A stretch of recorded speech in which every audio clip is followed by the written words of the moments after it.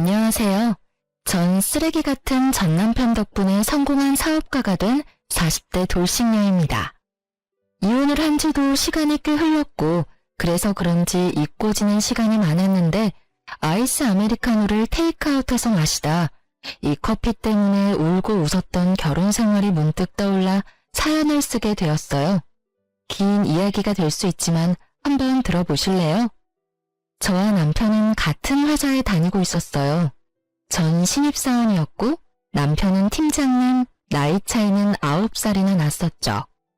그때 제 나이가 26살, 그야말로 꽃같은 나이였는데 제가 미쳤었죠.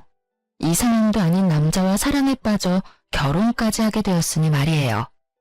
그땐 눈에 콩깍지 단단히 낀 것인지 글쎄 이빨에 고춧가루 낀 모습도 멋있어 보였으니 말 다 했죠 뭐. 전 어릴 적 부모님이 이혼을 하셔 엄마가 절 혼자 키워주셨는데 그래서 그랬던 것인지 때론 연인 같고 때론 아빠 같은 남편이 좋았고 저도 모르는 사이에 참 많이 의지했어요. 가끔 어쩔 수 없이 세대 차이가 느껴지긴 했지만 그 정도는 사랑으로 충분히 극복을 할 수 있었습니다. 극복할 수 없는 건 다른 곳에서 생겨났어요. 전혀 예상치 못한 곳에서요. 3년 연애하고 결혼을 한 저희 부부는 남편의 나이가 있으니 임신을 서둘렀고 예상보다 빨리 임신에 성공했어요. 문제는 그만큼 쉽게 유산도 되더군요. 1년 동안 2번, 한 번은 계륵 유산으로 특별한 증상이 없어 검진날 병원에 가서야 알았고 2번째는 임태기 2주를 확인하고 달려간 산부인과에서 자궁의 임신이란 말을 들었죠. 전 겁이 났어요. 습관 유산으로 이어질까 봐요. 상상만으로도 끔찍했어요. 여보, 그러지 말고 회사 그만두는 건 어때?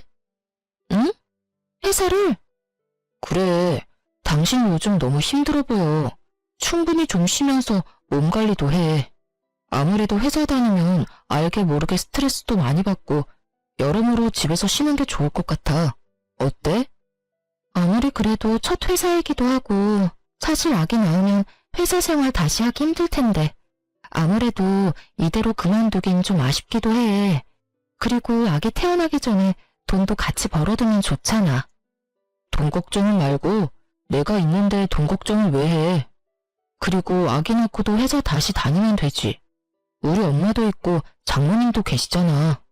일단 임신부터 생각하자. 이러다 또 잘못되면 당신 몸에 큰 문제 생길까봐 걱정되어서 그래.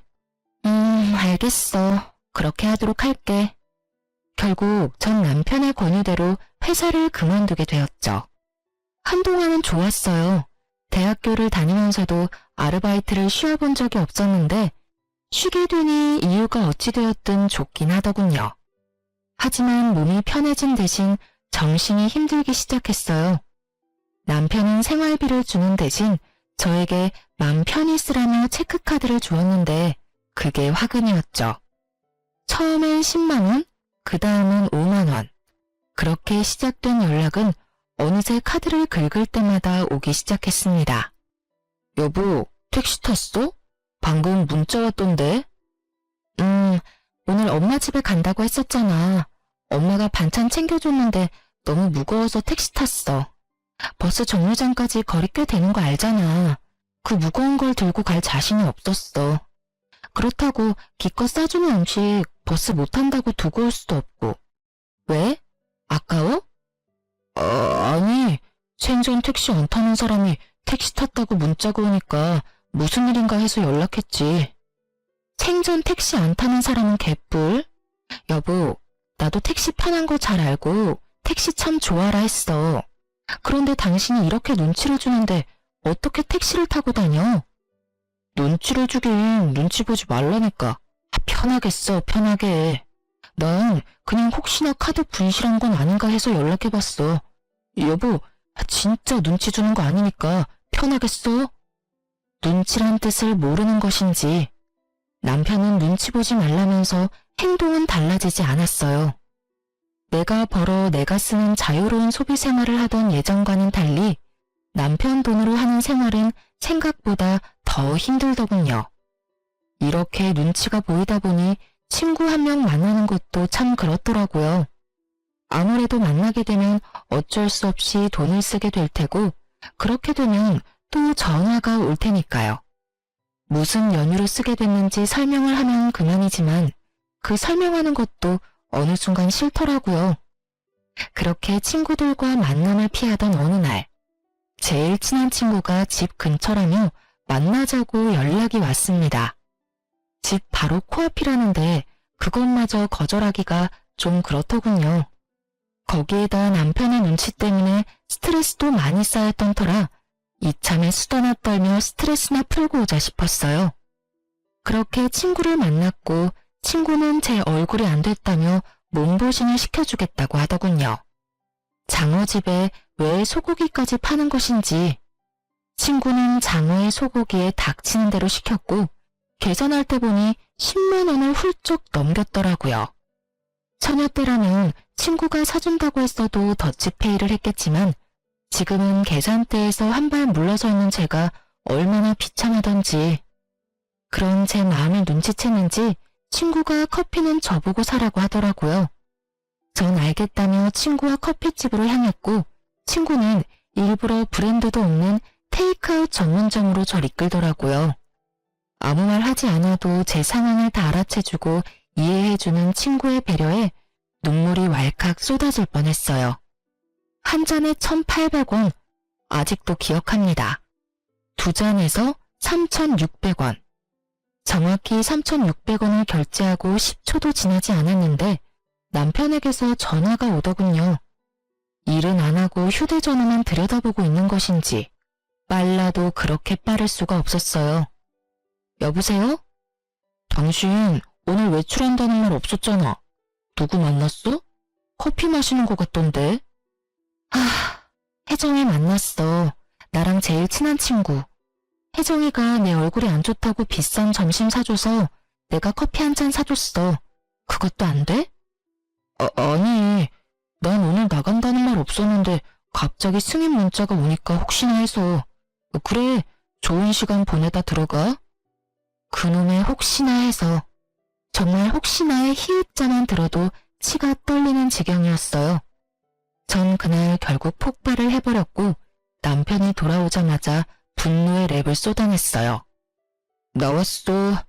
오늘 재미있게 놀다 왔어? 재미? 재미? 당신 같으면 재미가 있었겠어? 아니, 재미는 있었지. 정확히 내가 커피값을 결제하고 당신이 전화 오기 전까진 말이야. 당신은 일도 안 해? 아니, 회사에 가서 하루 종일 휴대전화만 들여다보고 있어? 어떻게 매번 그렇게 전화를 하냐고. 그러면서 뭐? 눈치 보지 말고 마음껏 쓰라고? 당신 같으면 그렇게 눈치를 주는데 어떻게 눈치를 안 봐? 내가 오늘 혜정이 앞에서 얼마나 창피했는 줄 알아? 혜정이가 오늘 나 얼굴 안 좋다고 밥값만 10만 원 훌쩍 넘는 돈을 썼어. 같이 내장 말 한마디 못하고 계산대 뒤 멀찍이 서 있는 내 기분이 어땠는 줄 알아? 그리고 나서 혜정이가 커피는 나보고 사라고 해서 커피집 갔는데 바로 코앞에 있던 스타땡땡은 쳐다도 안 보고 저렴한 커피집에 날 데리고 가더라. 혜정이가 왜 그랬겠어? 난 당신이 이런다고 말 한마디 한 적이 없는데 혜정이가 왜 그랬겠냐고. 여보, 진정 좀 해.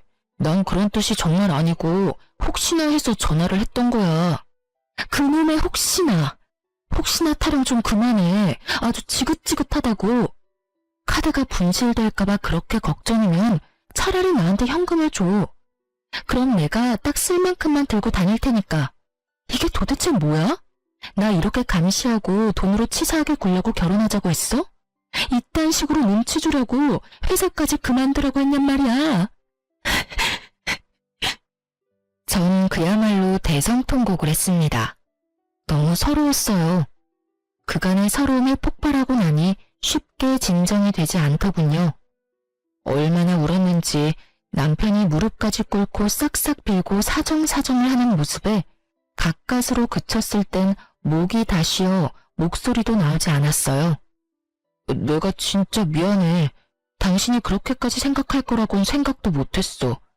난 정말 혹시나. 아니, 그게 사실은 갑자기 외벌이가 되니까 나도 모르게 불안했나 봐. 미안해. 앞으로 절대 그런 일 없을 거야. 그냥 앞으로는 당신 통장으로 생활비 보내줄게. 그럼 됐지? 그래서 얼마나 보내줄 건데? 넉넉하게 보내줄 테니까 생활비 걱정하지 말고 써. 그리고 다음에 혜정씨 만나면 당신도 거하게 한 턱 내. 그럼 됐지? 이제 그만 울고 화도 좀 풀자. 응? 이러다 몸 상하겠어. 또 나한테 그런 걸로 눈치 주기만 해봐. 그땐 진짜 나도 가만 안 있을 거야. 임신이고 뭐고 당장 취업해볼 테니까. 알겠어? 알겠어. 다신 그러지 않겠다고 약속할게. 그날 이후 남편은 약속한 대로 생활비를 제 통장으로 입금해주기 시작했어요. 금액은 넉넉했냐고요? 아니요. 겨우 생활만 가능한 금액이더군요. 그치만 전 그조차도 좋더라고요. 어찌되었든 남편의 눈치 보지 않고 생활할 수 있는 게 어디냐 싶었으니까요. 그렇게 남편은 어떨지 몰라도 제 마음에는 평화가 찾아왔고 한동안은 살만했어요. 한동안은요. 평화는 그리 길게 가지 않았고 남편은 더욱 치사해져 갔습니다. 그런 남자라고는 상상도 못했는데 정말 사람이 돈 가지고 치사하게 구니 마음이 확 상해버리더군요. 생활비에 자유를 준 남편은 친정과 시댁에 차별을 두기 시작했고 그 차별은 점점 더 심해져만 갔습니다. 친정보다 시댁에 용돈을 더 많이 주는 것까진 이해하려고 애썼습니다. 말이야 바른말이라고 장모님보다 자기 집에 도움을 더 주고 싶은 걸 어떻게 뭐라고 하겠어요. 어쩌다 한 번 드리는 것도 아니고 매달 드리는 용돈 부담할 수도 있겠다 싶었죠. 하지만 그 많지 않은 돈도 어느 순간부터 드리지 않기 시작했어요. 남편은 통장을 차곡차곡 모으는 것이 습관 같은 사람이었는데 가끔 저에게 통장 정리를 맡기곤 해 어렵지 않게 알 수 있었죠. 너무 섭섭한 마음에 당장이라도 따지고 싶었지만 참았어요. 따져봤자 또 몇 달 주다 말 거 입만 아프겠다 싶었으니까요. 그런데 명절에 시댁엔 두둑한 봉투에 한우 선물 세트를 드리면서 저희 집엔 회사에서 계약직 사원들에게 주고 남은 스팸 선물 세트 2박스를 주는데 속된 말로 제 꼭지가 돌아버렸습니다. 제가 같은 회사에 다녔다는 사실을 까맣게 잊고 스팸 선물 세트를 챙겨온 것인지 아니면 회사에서 남는 걸 가져왔다는 사실을 알아도 상관없는 것인지 그딴 것들은 알 필요도 없었어요. 전자가 되었든 후자가 되었든 저를 무시하고 있다는 사실은 변함이 없었으니까요. 친정에서 어떻게 지내다 집으로 돌아온 것인지 기억도 나지 않더군요. 그저 엄마에게 티내지 않으려 죽을 힘을 다해 표정 관리하는데 온 신경이 가 있었어요. 집으로 돌아온 저는 남편에게 따져 물었죠. 당신 진짜 이럴 거야? 잘 쉬고 와서 또 왜 그래? 왜 그래? 정말 몰라서 물어? 스팸 선물 세트가 뭐야, 스팸 선물 세트가. 사람 무시하는 것도 정도가 있지. 심지어 그거 회사 계약직 사원들 주고 남은 거잖아. 그게 뭐 어때서? 선물 세트 좋잖아. 장모님 반찬하기 귀찮을 때 간편하게 구워두시면 되고 얼마나 좋아? 거기다 2박스나 가져다 드렸다고 1년은 드실 수 있겠네. 뭐? 그렇게 좋으면 당신 집에 스팸 드리고 우리 집에 한우 선물 세트 드리지 그랬어. 우리 엄마도 한우 좋아해. 혼자서 3인분도 충분히 드신다고. 당신 요즘 우리 엄마한테 용돈 안 드리는 것도 진작 알았는데 그냥 넘어갔어. 100번 양보해서 매달 드리는 장모님 용돈 부담스러울 수도 있겠다 싶어서. 그런데 1년에 2번뿐인 명절에 꼭 이렇게까지 차이나게 해야 하는 거야? 차별도 정도껏 해야지. 이건 해도 너무 심하잖아. 심한 건 당신 아니야? 내가 아예 안 챙긴 것도 아니고 드리긴 했잖아. 그리고 내가 힘들게 번 돈인데 왜 우리 집에 스팸 선물 세트를 드리냐? 내가 미쳤어? 그리고 말이 나왔으니 하는 말인데 내 돈으로 내가 우리 집에 더 좋은 선물 사준다는데 그게 당신이 이러고 따질 일이야? 와, 당신 진짜 말 한번 뻔뻔하게 잘한다. 이러려고 나보고 회사 그만두라고 한 거야? 이렇게 돈 가지고 치사하게 굴려고? 당신 원래 이런 사람이었어? 이런 사람인 줄 알았으면 회사 계속 다녔을 거야. 아니? 애초에 당신이랑 결혼하지도 않았어. 나야말로 당신이 남편 등골이나 쭉쭉 빼먹는 여자인 줄 진작 알았으면 당신 같은 여자랑 결혼 안 했어. 이거 왜 이래? 지금 말 다 했어? 등골이나 쭉쭉 빼먹는 여자? 참, 내가 기가 막혀서. 남들이 들으면 쭉쭉 빼먹을 등골이나 준 줄 알겠어. 당신이 준 생활비론 관리비 내고 이것저것 요금 내고 나면 남는 것도 없어. 그 코딱지만큼 남은 돈으로 먹을거리 해내는 게 쉬운 줄 알아? 그 코딱지만한 돈도 못 버는 주제에 어디서 돈 타령이야? 하여튼 내 돈으로 내가 어느 집에 얼마만큼 해주는 것까지 상관하지 마. 알겠어? 뻔뻔한 것도 정도가 있지 말이야. 아, 진짜 사람 피곤하게 가지가지한다. 도리어 큰 소리를 치는 남편을 보는데 할 말이 없더군요. 어쩌다 내 남편이 저렇게 변한 것일까? 아니, 애초에 저런 사람이었는데 내가 몰랐던 걸까? 별의별 생각이 다 들었어요. 그날 이후 저희는 급속도로 사이가 멀어졌고 대화도 사라졌죠. 남편의 행동도 치사하고 서러운데 시모도 절 가만두지 않기 시작했습니다. 남편이 저와 사이가 좋지 않다는 것을 일러바치기라도 했는지 명절이 지난 후부터 시모는 연락도 없이 저희 집을 불쑥 찾아오는 일이 잦아지더군요. 처음엔 벨이라도 누르시더니 어느 순간부턴 제 집인 양 비밀번호까지 누르고 들어오시는데 막을 방도가 없었어요. 개념도 예의도 없이 밀고 들어오신 어머님이 하시는 일은 늘 같았어요. 에휴, 살림은 제대로 살고 있는 거는 맞니? 이 반찬은 오늘 새로 한 거 맞아? 그날 먹을 양만큼만 만들고 밥상에 같은 반찬 올리는 일은 없도록 해라. 혹시나 남으면 버리지 말고 네가 꼭 다 먹으렴. 음식 버리면 벌 받는다. 화장실 청소는 깨끗하게 했지? 다 하고 꼭 마른 수건으로 다 닦는 거 잊지 말고. 혹시나 우리 아들 넘어지는 일은 없어야 한다. 알겠니? 보시면 아시잖아요. 늘 어머님이 바라시는 대로 유지하고 있어요. 늘 같은 말씀 지겹지도 않으세요? 지겹기는 매번 말해야 네가 잊지 않지. 머리에 잘 새기라고 하는 말이야. 아참, 그리고 생활비는 낭비하지 말고 꼭 필요한 것만 사. 너 혹시 친정에 돈 같은 거 주는 건 아니지? 네 주머니에 있다고 네 돈이 아니란 걸 늘 기억하고 행동하렴.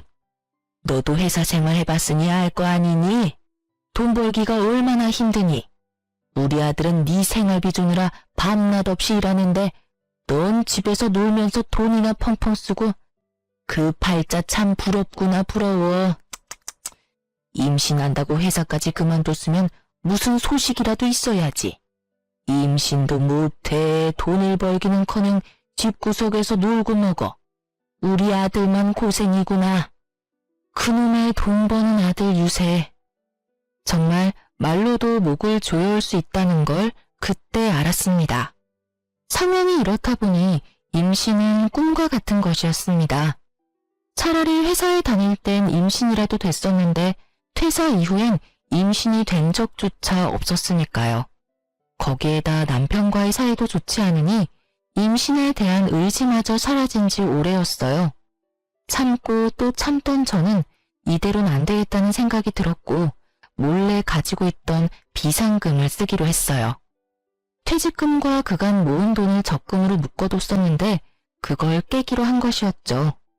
만기가 얼마 남지 않았지만 그깟 이자 좀 받겠다고 더 참았다간 명줄을 다 깎아먹을 판이었으니 더는 지체하지 않았어요. 전 적금을 깨고 바로 가정용 미싱을 구매했어요. 몇 날 며칠을 고민해본 결과 처녀 때부터 재봉틀로 이것저것 만드는 것을 좋아하고 잘했던 터라 뭘 만들어 팔자는 결론이 난 것이었죠. 처녀 때부터 쓰던 낡은 재봉틀을 처분하고 새로운 재봉틀을 사 집으로 돌아온 날 새로 태어난 기분마저 들더군요. 재봉틀 하나 샀을 뿐인데 이미 다 해낸 기분이 들어서 자신감이 생겨났어요. 그런 저를 보며 남편은 무시하며 콧방귀를 끼어댔지만 전 아랑곳하지 않고 남편에게 부탁을 했습니다. 그깟 재봉틀로 뭘 할 수 있다고. 괜한 돈 낭비하지 말고 그 돈으로 맛있는 거나 사 먹어. 그게 남는 거야. 아, 내 일에 관심 좀 꺼줘. 그리고 이왕 대화한 김에 한 가지만 부탁할게. 어머님께 당신이 우리 집에 좀 적당히 오라고 해줘. 나도 집에서 마냥 노는 거보단 뭐라도 하는 게 당신한테 더 좋지 않아? 혹시 알아? 내가 당신보다 더 많이 버는 날이 올지. 당신이 좋아하는 혹시 모르는 일이 일어날 수도 있는 거잖아. 그러니 힘겹게 마음먹은 사람 괜히 마음 들쑤시지 마시고 집에 좀 적당히 오시라고 해. 한동안 아예 안 오시면 좋고. 부탁할게. 아주 큰일 하신다, 큰일 하셔. 그래도 한 집안의 며느리라는 여자가 집에 시어머니도 못 오게 하면서까지 일한다고 이 난리를 피우고 말이야. 얼마나 큰 돈 벌지 두고 볼게. 그나마 그 기계값이라도 건지면 다행이라고 본다마는. 여러분은 그 욕을 아시나요? 그 손가락 욕이요. 지금 와서 하는 말이지만 남편이 저딴 말을 짓거릴 때마다 뒤통수에 대고 그 욕을 얼마나 했는지 몰라요. 하여튼 남편은 재차 콧방귀를 끼어댔지만 시모에게 말은 한 것 같았어요. 그날 이후 시모는 찾아오지 않았으니까요. 찾아오지 않는 대신 전화가 자주 오기 시작했지만 그쯤이야 견딜만 했죠. 그렇게 전 밤낮 없이 판매할 수 있는 제품을 만들어내는데 많은 시간을 보냈죠. 몇 달의 시간이 지나고 드디어 만족할 만한 상품을 만들어낸 저는 사업자 등록을 하고 온라인으로 판매를 하기 시작했어요. 첫 주문이 들어온 날 혼자 숨죽여 얼마나 울었는지 몰라요. 얼마 만에 벌어보는 돈인지 정말 첫 월급 탔을 때보다 훨씬 더 기쁘더라고요. 그렇게 첫 달 12만 원에서 시작한 제 매출은 8개월 차에 남편의 월급을 뛰어넘더라고요.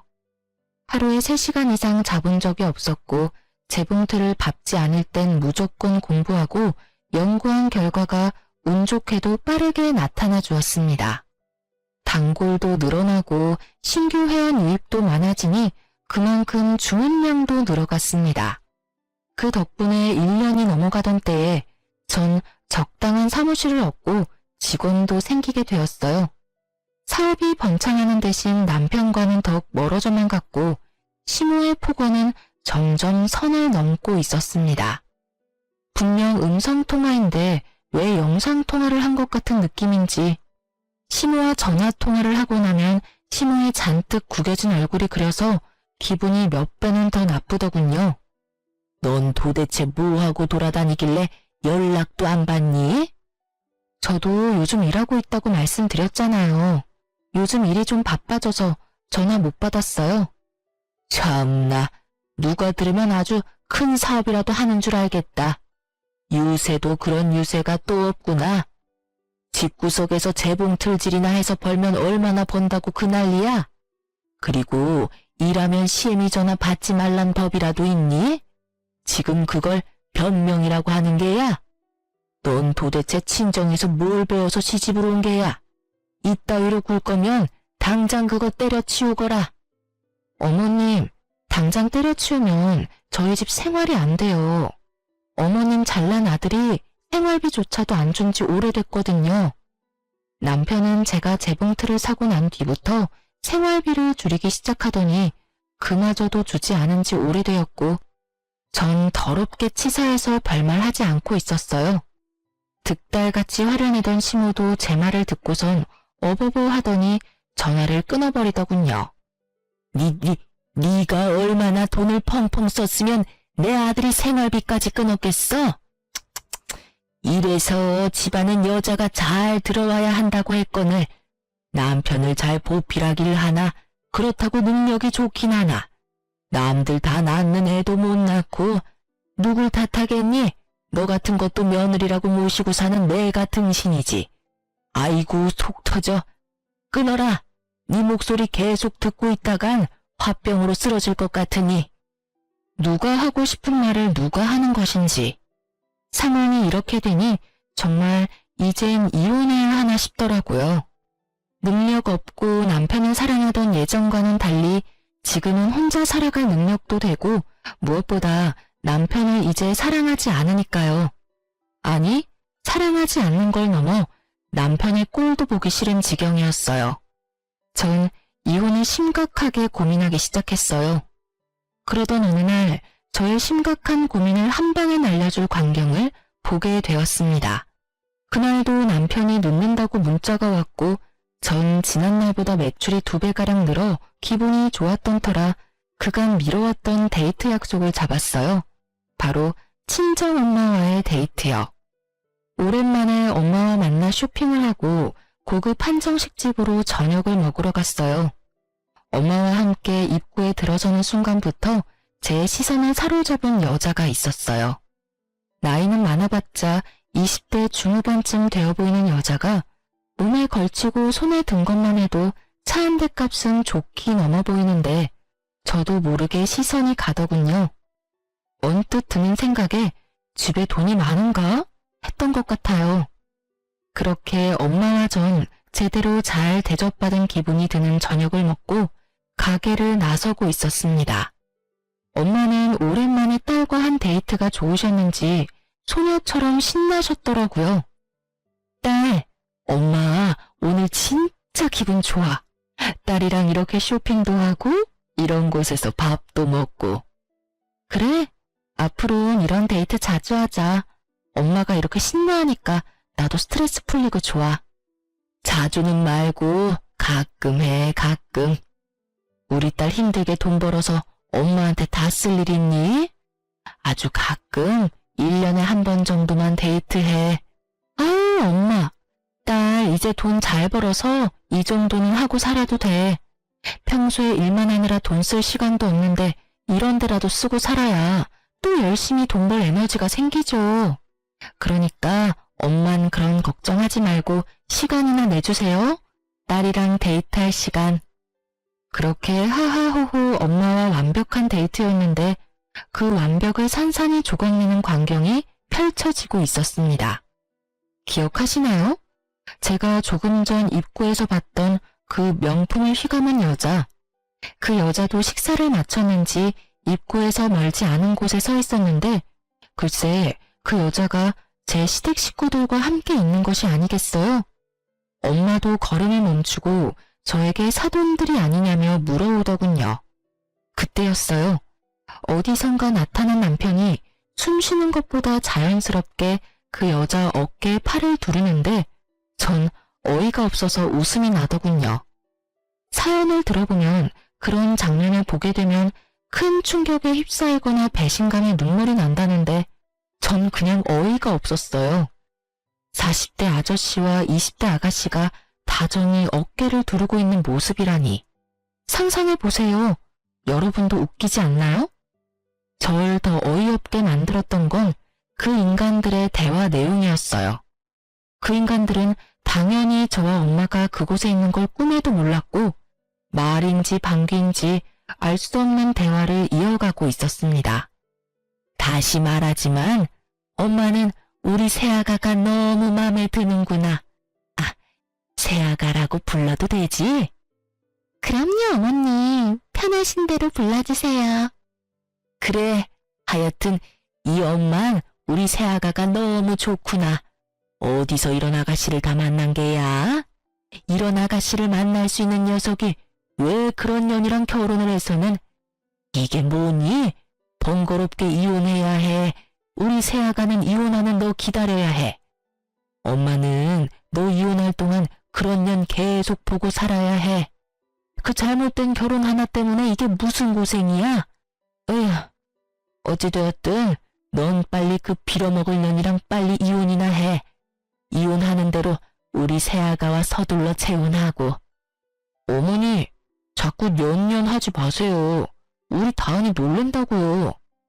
어머, 나도 모르게 욕이 나왔구나. 놀랬니? 아니에요, 어머님.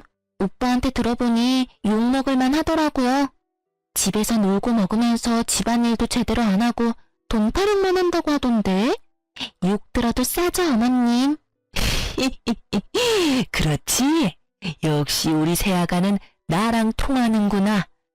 그래서 말인데, 세아가 넌 혹시 우리 아들이랑 결혼하면 회사는 어떻게 할 거니? 저요? 당연히 그만둬야죠. 뭐? 그만두고 집에서 오빠 내조나 하려고요.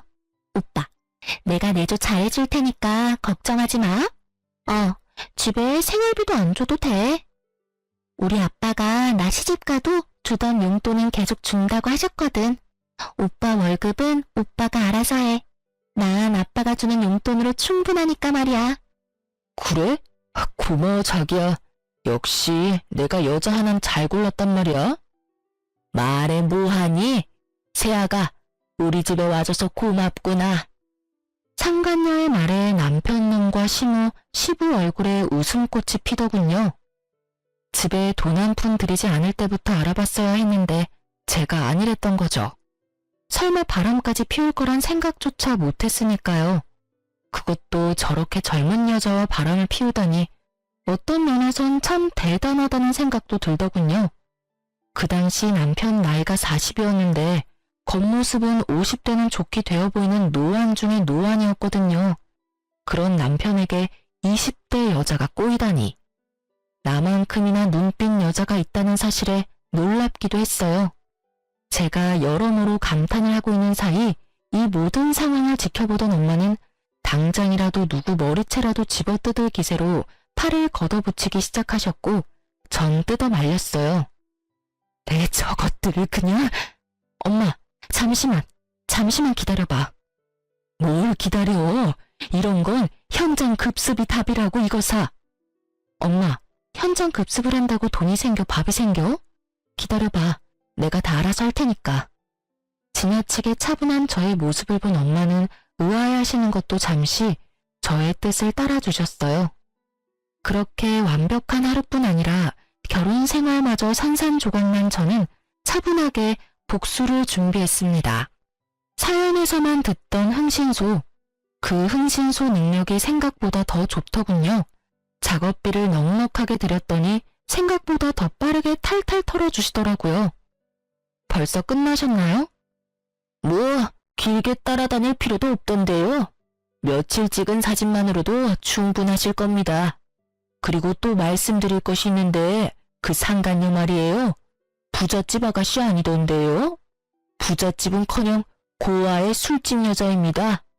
빚도 엄청나게 많아서 여기저기에서 독촉이 장난 아니더라고요. 좀 더 조사해봐야 알겠지만 아마 남편 같은 남자한테 접근해서 돈 뜯어내고 잠적하는 게 그 여자 수법일 거예요. 이런 조사 한두 번도 아니고 척하면 척이거든요. 술집 여자가 부잣집 아가씨인 양 속이고 나이 많은 남자한테 접근하면 그 다음은 뻔하더라고요. 요즘도 이런 말 쓰는지 모르겠지만 꽃뱀이라고 하죠. 일단 지금까지 조사한 거 다 보내드릴 테니 다시 한번 확인해 보세요, 사모님. 전화를 끊고 얼마나 웃었는지 모릅니다. 꽃뱀이라니 이 얼마나 통쾌한 단어인가요?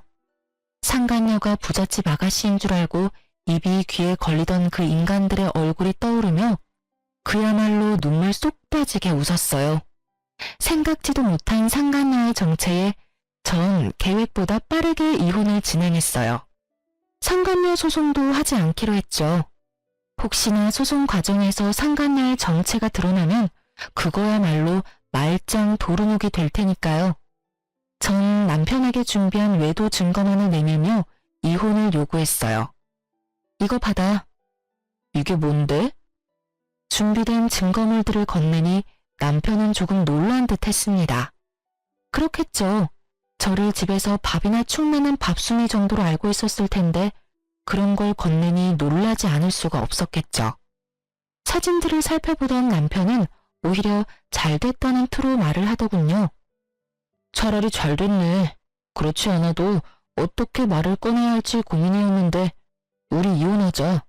당신도 알다시피 나 다른 여자 생겼어. 나 그 여자 사랑해. 그렇겠지. 사진으로 보니까 죽고 못 사는 사랑이던데. 당연히 이혼해줘야지. 정말? 정말 나랑 이렇게 쉽게 이혼해준다고? 그럼 내가 울고불고 매달리면서 이혼 못한다고 할 줄 알았어? 그건 아닌데, 하여튼 그래서 바로 이혼해 준다고? 말을 더듬는 꼴을 보니 그럴 것이라 예상했던 모양이더라고요. 하긴 저에게 관심이 정말 하나도 없으니 그렇게 생각하는 것도 무리는 아니란 생각이 들었어요. 자기만 잘난 줄 아는 남편놈에게 당장이라도 제 수입을 확 까보이며 저 콧대를 확 놀려주고 싶었지만 이혼할 마당에 긁어부스럼 만들 것 없으니 꾹 참고 말했어요. 그 대신 조건이 있어. 조건이 뭔데? 이 집 나한테 넘기고 당장 나가. 뭐? 이 집을 달란 말이야? 당신 지금 조용하고 빠르게 이혼하고 싶을 거 아니야. 조사해보니까 이 여자 걸치고 들고 있는 것만 해도 차 한 대 값은 우습게 넘더라? 아주 잘 물었던데? 그런 여자가 당신 같은 유부남 좋다고 할 때 빨리 정리하고 재혼해야 하는 거 아니야? 그건 그렇지만 집은 너무하잖아. 한두 푼짜리도 아니고 이 집이 얼만 줄이나 알아? 잘 생각해.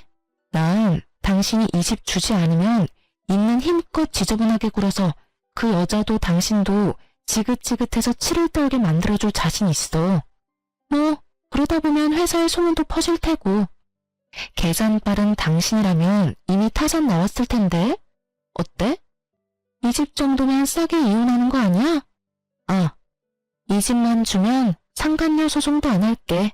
나도 그 정도 양심은 있어. 남편은 잠시 고민하는 듯 하더니 이내 알겠다고 하더군요. 집 명의 이전을 하고 이혼을 마무리하던 날, 전 정말 쾌재를 불렀습니다. 이혼한다고 하면 다들 안쓰럽게들 보던데 전 정말 새로 태어난 기분이었어요.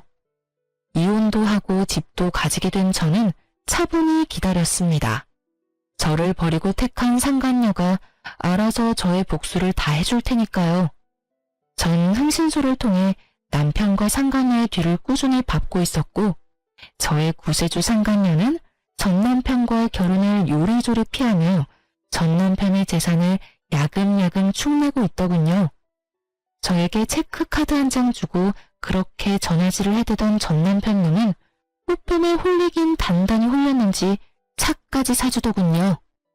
상간녀의 목표는 그것이 끝이 아니었는지 며칠 뒤에 명품 짝퉁 시계를 사주며 프로포즈했고 남편님은 그 시계를 바라보는 눈에서 꿀이 떨어지더군요. 짝퉁인 줄도 모르고 침을 질질 흘리는 꼴이 혼자 보긴 너무 아깝더라고요. 하여튼 짝퉁 시계 프로포즈 받고 완전 정신을 놓아버린 전 남편은 큰 돈을 현금으로 뽑아 상간녀에게 전해줬고 그것이 두 사람이 함께하는 마지막 사진이었어요. 전 남편에게 큰 돈을 받은 상간녀는 그 돈으로 빚을 갚고 지방으로 잠적해버렸고 전 남편은 그야말로 폐인이 되어버리더군요. 모르긴 몰라도 차에 돈다발까지 갖다 바쳤으니 그 대출금만 해도 어마어마했겠죠? 전 상간녀를 어떻게 할지 고민하다가 경찰에 신고해 숨은 위치를 알려줬어요. 전 남편만 아니라 사기당한 사람이 한두 사람이 아니란 걸 알고 있었던 터라 그냥 넘길 순 없었거든요. 아마 징역은 피할 길이 없을 것입니다. 받은 돈은 다 썼을 테고 돈 나올 구멍조차 이제 없을 테니까요. 그리고 까만 봉지에 소주를 사들고 가는 폐인 전 남편의 사진을 마지막으로 전 흥신소와의 인연도 끝이 났습니다. 굳이 제 손을 더럽히지 않고도 이렇게 통쾌한 복수했다는 사실에 참 많이 기쁘더군요. 통쾌한 복수만큼 제 사업도 참 통쾌하게 커가고 있었어요. 전 남편이 나락으로 가는 사이 작은 파우치로 시작했던 제 사업은 어느새 의류도 제작하기 시작했어요. 사업이 번창하기 시작하니 어느새 전 공장까지 돌리는 사장님이 되어 있더군요. 워낙 기술이 좋으신 어르신들이 입사해 주신 덕분에 좋은 퀄리티의 의류를 완성할 수 있었고 꾸준히 매출이 상승해 주었습니다. 그렇게 전 오래 꿈꿔왔던 일을 이룰 수 있게 되었어요. 바로 절 혼자 키우느라 고생이 많으셨던 엄마에게 집을 장만해 드리는 일이요. 정말 그런 날이 오면 좋겠다 하고 꿈만 꿨었는데 이런 날이 오다니 행복하더군요. 전 조금이라도 괜찮은 집을 찾아보려 발품을 팔고 다녔고 그날도 아침 일찍 중개사분을 만나 집을 돌아보고 있었어요. 공장으로 출근을 해서 저도 제작을 하고 있던 터라 아침밖에 시간이 되지 않았죠. 중개사분과 인사를 나누고 엘리베이터를 탔는데 그곳에 생각지도 못한 인물이 있더군요. 그 인물은 바로 청소부 옷을 입은 전시모였습니다. 청소 도구들에 둘러싸인 전시모를 보는데 전 꿈인가 싶었어요. 하지만 저를 발견한 전시모가 호들갑을 떨며 아는 척을 해오는데 아, 현실이구나 싶더군요. 어머, 얘, 너 여기 웬일이니? 너 여기 사니? 아니요, 그건 아닌데 볼 일이 좀 있어서요. 순간 자신이 청소부 옷을 입고 있다는 사실마저 잊은 것인지 호들갑을 떨며 아는 척을 해오던 전시모는 아래 위로 훑는 제 시선에 멋쩍은 듯 묻지도 않은 사연을 줄줄 뱉어내기 시작했습니다. 아휴, 어쩌다 보니 이러고 있다. 너랑 이혼하고 만난 여자가 엄청 부잣집 딸인 줄 알았더니 글쎄 사기꾼이었지 뭐니. 부잣집은커녕 고아의 술집에서 굴러먹던 물건이었다고 하더구나. 그것도 모르고 차 사주고 대출까지 받아가면서 돈까지 갖다 줬다지 뭐냐. 그 정신 나간 녀석 누가 경찰에 신고해줘서 운 좋게 그 여자는 잡았는데 잡으면 뭘 하니. 그 많은 돈은 이미 사채업자들한테 다 가져다주고 한 푼도 없는데. 아, 그러셨어요? 그래. 그러니 어떡하겠니? 하나밖에 없는 아들 신용불량자 만들 수는 없으니 있는 집 팔아서 대출금까지 갚아줬는데 그 아들이란 놈은 사랑 타령이나 하며 일은커녕 술만 먹는 폐인이 됐고 그 충격에 영감은 쓰러져서 병원 신세 지고 있고 그러니 어쩌겠니? 나라도 돈을 벌어야지. 아, 고생이 많으시네요. 굳이 듣고 싶지도 궁금하지도 않은 이야기를 뭘 그렇게 구구절절 읊고 있는 것인지 모르겠더군요. 기계에 가까운 제 대답과는 달리 중개사분의 눈은 반짝이고 있었어요. 하긴 웬만한 막장 스토리보다 자극적이니 중개사분의 반응도 이해는 됐어요. 한참을 자신의 한스러운 이야기를 풀어내던 전시무는 이제야 제 안부도 궁금했는지 제 차림을 훑기 시작하더군요.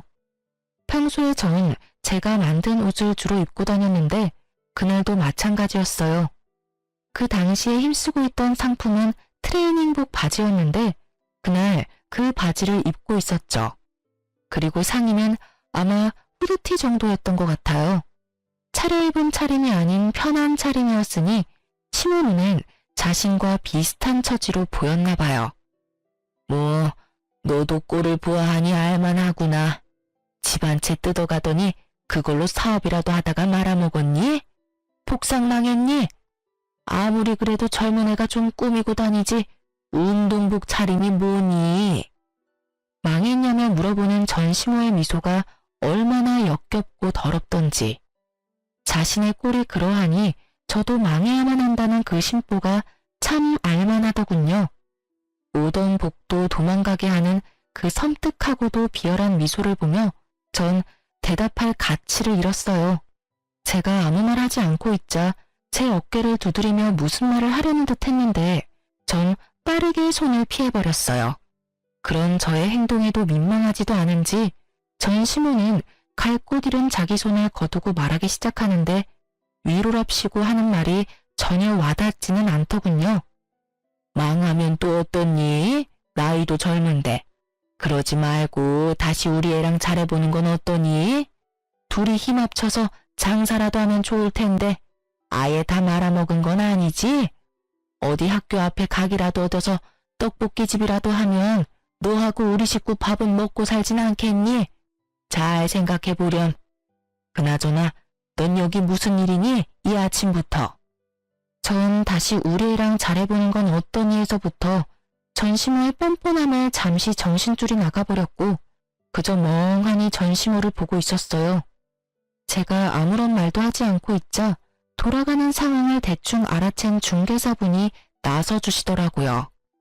아유, 여기 엘리베이터는 왜 이렇게 느려? 그렇죠, 사장님? 아, 네? 아, 네. 좀 그렇네요. 느리기도 느린데 로열층까지 올라가느라 더 그렇네요. 이제 거의 다 왔어요. 그나저나 나이도 젊은 것 같은데 그 나이에 어떻게 이런 집을 다 사신대요? 대출 하나 없이 사신다고 하셨죠? 정말 대단하시다. 일전에 언뜻 통화하는 거 들으니까 공장도 크게 하시는 것 같은데 그 나이에 성공한 사업가라 정말 대단하네요. 거기에다 효녀라니 이 집 엄마 사준다고 했었죠? 굳이 제 사정을 풀어서 이야기해주는 중개사분을 보니 어떤 의도인지 알 것 같아 감사한 마음으로 장단을 좀 맞추기로 했어요. 네, 저 키우느라 고생만 하셔서 노후에 좋은 곳에서 사셨으면 해서요. 운 좋게 사업이 잘 돼서 지금은 돈 걱정 없이 집도 보러 다닐 수 있게 됐네요.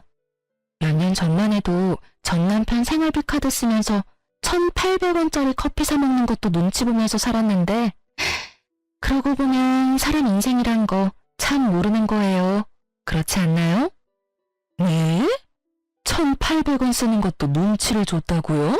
아휴, 뭐 그런 놈이 다 있어요? 이혼 잘하셨네. 그런 놈이랑은 더 살아봤자 뻔하다고요. 마누라한테 아낀 돈으로 나가서 엄한 여자 배나 불려주다가 뒤통수 제대로 맞고 폐인되는 거 안 봐도 뻔한 결과라고요. 조강 지쳐버리고 잘 되는 놈을 본 적이 없어요, 내가. 하여튼 사장님 엄마 부럽네, 부러워. 우리 딸은 뭐 하나 몰라. 중개사분이 얼마나 센스가 넘치시는지 전시모속을 확확 뒤집는 말만 골라서 하시는데 아니나 다를까 전시모의 얼굴이 울그락불그락 하다 못해 터질 것만 같더라고요. 그 순간 엘리베이터는 경쾌한 효과음을 내며 문이 열렸고 저와 중개사분은 승리의 미소를 지으며 엘리베이터에서 내리려고 할 때였어요. 얼굴을 붉히고 서 있던 시모는 이대로 저를 놓치면 안 되겠다 싶었는지 저의 옷을 꽉 붙잡고 아무 말 대잔치를 하기 시작하더군요. 예, 내 말 좀 들어보고 가라. 왜 이러세요? 이거 좀 놔요. 예, 나 좀 살려다오. 나 이렇게 더는 못 살겠어. 그러니 네가 날 좀 살려다오. 제가 왜요? 그래도 우리가 한때는 가족이었잖니. 다시 우리 아들이랑 합쳐라. 이런 이야기는 하지 않으마. 나도 그 정도 양심은 있고 누울 자리 보고 발 뻗는 사람이다 이거야. 대신 이혼할 때 뜯어갔던 그 아파트 값은 다시 내놓으렴. 너 들어보니 돈도 많이 번 것 같고 이 정도 아파트 대출도 없이 살 수 있는 능력이면 그 정도 돈은 껌값 아니니? 그러니까 그 돈은 다시 뱉어내란 말이야. 네가 그 돈만 다시 돌려주면 내가 2번 다시 네 눈앞에 띄지 않으마. 너도 나 이렇게 사는 꼴 봤으니 마음이 편치 않을 거 아니냐? 너 착한 애잖니? 불쌍한 사람 보면 그냥 못 지나치는 그런 애잖니? 지금 나만큼 불쌍한 노인네가 또 어디 있겠소? 하나뿐인 남편은 쓰러져서 병원 신세나 지고 하나뿐인 아들은 술만 먹는 폐인이 되어버리고 나 불쌍하지 않니? 그러니 그 돈 다시 토해내란 말이야. 참 뻔뻔하시네요. 가족? 절 단 한 번이라도 가족으로 생각하신 적이 있으셨나요? 제 기억엔 단 한순간도 그런 적이 없었는데 이제 와서 가족 타령이라뇨. 그리고 지금 그쪽 모습 하나도 안 불쌍해요. 너무 잘 어울리셔서 깜짝 놀랐는걸요? 그러니 천직이다 생각하시고 부지런히 일하세요. 전 제 돈 드릴 생각은 전혀 없으니까요. 그 돈이 왜 네 거야? 엄연히 우리 아들 돈으로 산 아파트였는데. 네가 우리 아들한테 협박해서 뺏어간 거 누가 모를 줄 알아? 내놔, 내놓으라고. 내가 너 그 돈 줄 때까지 괴롭힐 거야. 내가 그 돈 꼭 받아내고야 말 거라고. 아, 아니다. 아가, 내가 미쳤었나 봐. 방금 전에 내가 한 말은 있거라. 아가야, 그러지 말고 한 번만 도와주면 안 되겠니? 그 돈 다 주는 게 싫으면 그 반만 줘도 된단다. 아니, 그 반에 반이라도 괜찮아. 심지어 정신이 오락가락하는 전시물을 보고 있는데 이대로 있다간 정말 큰일 나겠다 싶더군요. 전 전시물에 손을 획 뿌리치며 엘리베이터를 벗어났어요. 그리고는 닫히는 엘리베이터 문틈 사이로 말해주었어요. 꿈도 꾸지 마세요. 단돈 1원도 드릴 일은 없을 테니까요. 닫히는 문틈 사이로 전시물의 표정은 정말 가관이었습니다. 잔뜩 일그러진 그 표정 정말 볼만하더군요. 엘리베이터 안 전시물은 절규하기 시작했고 제가 집을 다 둘러보고 나올 때까지 여전히 제가 있는 층에서 절규를 멈추지 않고 있더군요. 그 덕분에 중개사분과 전 계단으로 내려오게 되었지만 내려오는 내내 웃음이 떠나지 않았습니다. 참 즐겼던 악연이 끝이 났어요. 다행스럽게도 찾아오시거나 마주치는 일은 없었어요. 전시모와의 만남은 의도한 것은 아니었지만 결과적으로는 완벽한 복수의 마침표가 되어주었어요. 사연을 적다 보니 시간 참 빠르게도 흘러갔네요. 26살에 시작한 사연이 지금은 어느덧 40대가 되었으니까요. 요즘 전 여전히 일과 사랑에 빠져 행복하게 살고 있어요. 생각해보니 제대로 연애도 해본 적이 없네요. 뭐 연애 비슷한 건 했는데 영 재미가 없더라고요. 저희 엄마는 아파트에서 잠깐 사시다 주택으로 이사하셨어요. 아파트보단 주택이 편하시다고 하셔서요. 당연히 중개는 센스 넘치시는 그 중개사분을 통해 했어요. 아무튼 전 지금 단독주택에서 엄마와 함께 살고 있어요. 올여름엔 엄마와 함께 해외여행을 계획 중인데 저희 둘 다 해외는 처음이라 긴장 반 설렘 반으로 벌써부터 짐을 챙기고 있어요. 아직 한참이나 남았는데도 벌써 짐을 3번이나 풀었다 쌌다 한 거 있죠? 그런 저를 보시던 엄마는 설레발 친다며 나무라셨지만 사실 저보다 엄마가 더 기대하고 계세요. 몰래 영어 공부하시는 거 제가 다 봤거든요. 이혼을 하고 난 뒤 제 모든 순간순간이 다 꿈만 같네요. 2,000원도 안 되던 커피 사 먹는 것도 눈치가 보이던 그때 비하면 지금은 여느 제발 부럽지 않네요. 이혼 타이틀을 붙게 됐지만 지금이 1000배 만배는 행복해요. 이로써 저의 인생 역전 이혼 스토리가 끝이 났네요. 어떻게 들으셨을지 궁금하네요. 지금까지 저의 긴 사연 들어주셔서 감사합니다.